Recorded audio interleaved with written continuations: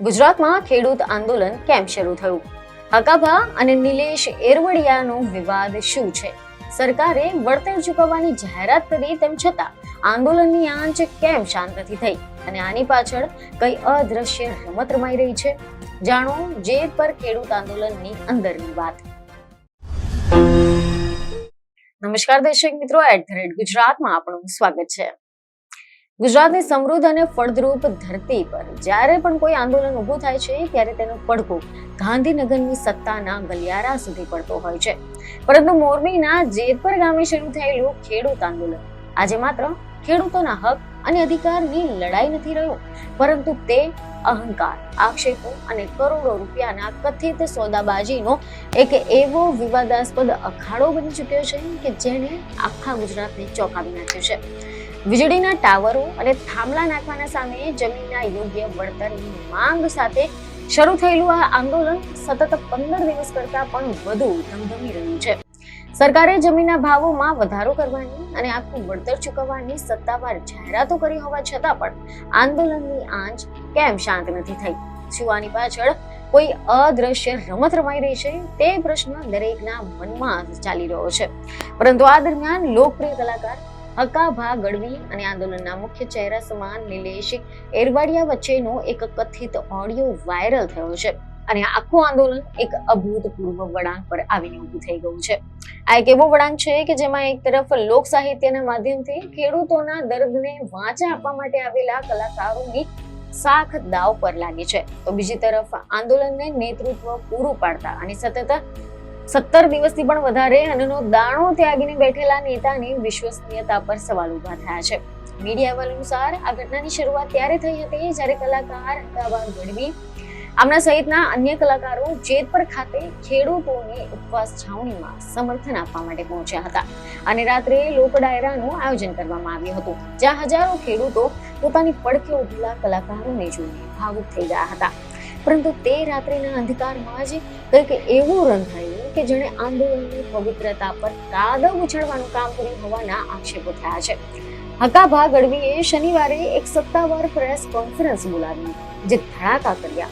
તેણે તો મોરબીથી લઈને સચિવાલય સુધી ભૂકંપ લાવી દીધો, કારણ કે તેમને તો સીધો જ આક્ષેપ કર્યો છે કે ખેડૂતોના નામે આંદોલન ચલાવતા નિલેશ એરવડિયાએ સરકાર સાથે સમાધાન કરવા માટે અને આંદોલનને સમેટી લેવા માટે 25 કરોડ રૂપિયાની માંગણી કરી હતી.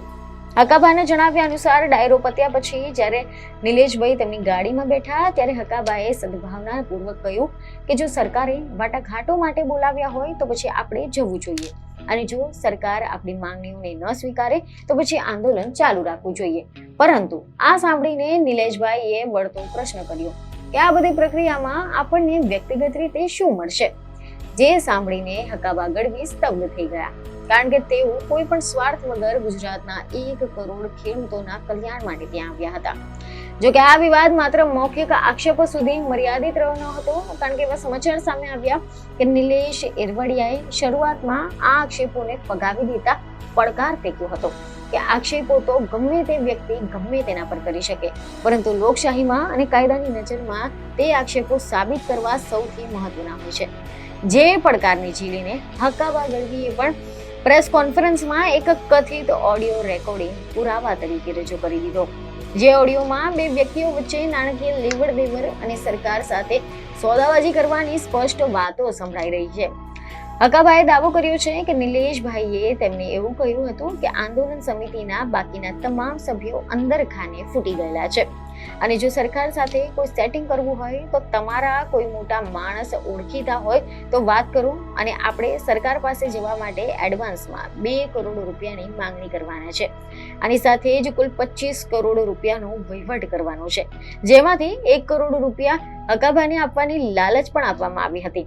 આ સાંભળીને હકાભાના પગ નીચેથી જમીન સરકી ગઈ, પરંતુ તે સમયે પુરાવા વગર વાત કરવી મુશ્કેલ હોવાથી તેમણે રાતોરાત વ્યૂહરચના બદલી અને બીજા દિવસે સવારે નિલેશભાઈને ફોન કર્યો અને આખી વાત કન્ફર્મ કરવા માટે રેકોર્ડિંગ પણ ચાલુ કરી દીધું, જેમાં હકાભાએ પૂછ્યું કે નિલેશભાઈ, તમે જે વાત કરતા હતા કે સરકાર પાસે આવવાના 2 કરોડ રૂપિયા જોઈએ છે અને સમાધાન પછી બાકીના વહીવટ થશે, તે બરાબર છે ને?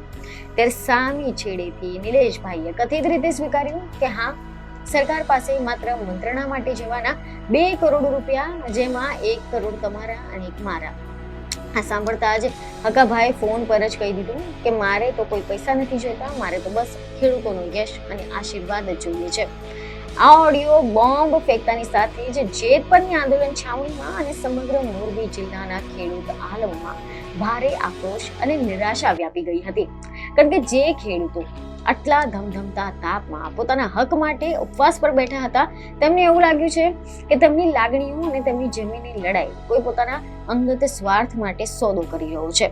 જોકે એવી પણ ખબરો છે કે પરિસ્થિતિ એટલી હદે વણસી ગઈ કે આજુબાજુના 30 ગામના ખેડૂતો અને જેતપર ખેડૂત આંદોલન સમિતિની એક તાકીદની બેઠક મળી, જેમાં આગેવાન રાજુભાઈ અમૃતિયાએ સ્પષ્ટ શબ્દોમાં એવી જાહેરાત કરવી પડી કે આ ઓડિયો સાંભળીને સમગ્ર ખેડૂત સમાજ અત્યંત દુઃખી થઈ ગયો છે અને આ વિવાદ સાથે આંદોલન સમિતિને કોઈ લેવા દેવા નથી. નિલેશભાઈ છેલ્લા 17 દિવસથી ઉપવાસ પર હોવાના કારણે તેમની તબિયત અત્યંત લથડી ગઈ હતી અને તેમનું હિમોગ્લોબિન પણ ઘટીને માત્ર 5% જેટલું જ થઈ ગયું હતું અને લીવર તેમજ કિડની પર સોજો આવી ગયો હોવાથી તબીબોએ તેમને હોસ્પિટલમાં દાખલ થવાની સલાહ આપી છે.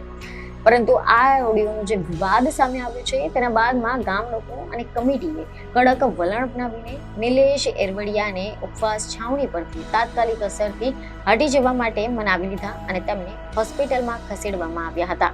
તેમજ કમિટીએ સત્તાવાર રીતે જાહેર કરી દીધું કે હવે નિલેશ એરવડિયા આ ખેડૂત આંદોલનનો ભાગ નથી અને ભવિષ્યમાં હોસ્પિટલમાંથી સાજા થઈને આવ્યા પછી પણ તેમને આ છાવણીમાં બેસવામાં નહીં દેવામાં આવે.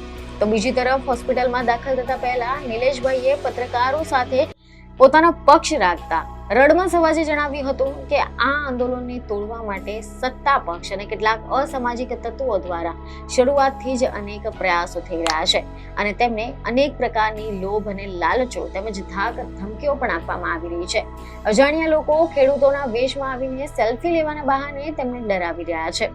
એવી પણ ખબરો છે કે નિલેશ એરવડિયાએ વધુમાં ઉમેર્યું કે જો મારા કારણે આ પવિત્ર આંદોલન છાવણી બદનામ થતી હોય તો પછી હું આ છાવણી છોડવા માટે સંપૂર્ણ તૈયાર છું, કારણ કે મારી લડાઈ વ્યક્તિગત નથી પરંતુ ખેડૂતોના અધિકાર માટેની છે અને તેમને ખેડૂતોને અપીલ કરી છે કે ભલે હું આંદોલનમાંથી દૂર થઈ જાઉં પરંતુ તમે લોકો આ લડતને તૂટવા દેતા નહીં અને જ્યાં સુધી સરકાર લેખિત પરિપત્ર ન આપે ત્યાં સુધી લડતા રહેજો.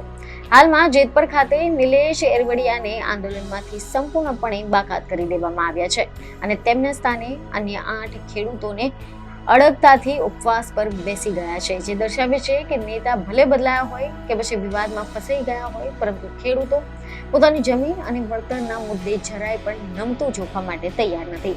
ખેડૂત આંદોલન સમિતિએ સ્પષ્ટ કર્યું છે કે સરકારની માત્ર મૌખિક જાહેરાતોથી તેઓ સંતુષ્ટ નથી અને જ્યાં સુધી જમીનના ભાવોમાં વધારો કરતો સત્તાવાર સરકારી પરિપત્ર તેમના હાથમાં નહીં આવે ત્યાં સુધી આ લડત અવિરતપણે ચાલુ રહેશે. આ સમગ્ર ઘટનાક્રમે ગુજરાતના રાજકારણમાં અને સામાજિક આંદોલનના ઇતિહાસમાં એક મોટો પ્રશ્નાર્થ ચિહ્ન મૂકી દીધો છે કે શું ખરેખર જનતાના આંદોલનોના પાછળ આવા કરોડો રૂપિયાના સેટિંગ થતા હોય છે કે પછી આ કોઈ આંદોલનને કચડી નાખવા માટે પૂર્વ યોજિત કાવતરું છે, જેનું સત્ય તો કદાચ આવનારા સમયમાં કાયદાકીય તપાસ પછી જ બહાર આવી શકે છે. પરંતુ હાલ પૂરતું જેતપરમાં આંદોલન અવાજ અને સચ્ચાઈ કસોટી ઉપરથી પસાર થઈ રહ્યો છે. તો દર્શકો, હવે આ વિષય પર તમારું શું માનવું છે તેમને કમેન્ટમાં જરૂરથી જણાવો. બીજી એક ખબર સાથે ફરી મળીશું. ધન્યવાદ.